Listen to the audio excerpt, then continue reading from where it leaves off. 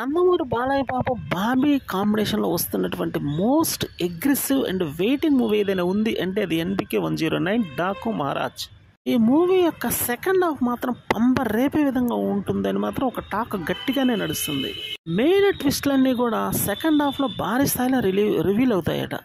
రాజ్యం లేని రాజు యుద్ధం చేశాడు అని ఆల్రెడీ మనకి టీజర్లో ఉంది కాబట్టి దానికి సంబంధించినటువంటి ఎపిసోడ్ మాత్రం అదిరిపోయే రేంజ్లో ఉంటుందంట. అక్కడ మాత్రం ఈ సినిమాలో 3 లుక్కులు అయితే కనిపిస్తాడు. 2 లుక్కులు రివీల్ అయినాయి, ఇంకొక లుక్ అయితే రివీల్ అవ్వాల్సి ఉంది.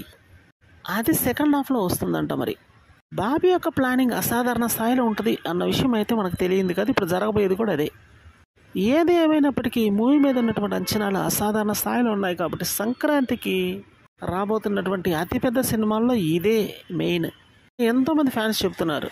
గేమ్ చేంజర్ మూవీ కూడా అప్పుడే వస్తున్నప్పటికీ మరి ఆ మూవీకి అయితే ప్రియారిటీ తక్కువగానే ఉందని తెలుస్తుంది. భారతీయుడు 2తో నష్టపరిచినటువంటి శంకర్ మరి రామ్ చరణ్ ఏ విధంగా లాభపరుస్తాడు అనేది చూస్తున్నారు. ఆల్రెడీ మూవీ మీద కొంత వైబ్రేషన్స్ ఉన్నప్పటికీ ఎక్కడో లైట్గా సందేహాలు మాత్రం ఉన్నాయని చెప్పాలి శంకర్ మీద. మరి మూవీ అంటూ సూపర్ హిట్ అయిందంటే ఒకేసారి శంకర్ ఫామ్లోకి వస్తాడు. రామ్ చరణ్ క్రేజ్ భారీ స్థాయిలో పెరుగుతుంది, డౌట్ లేదు.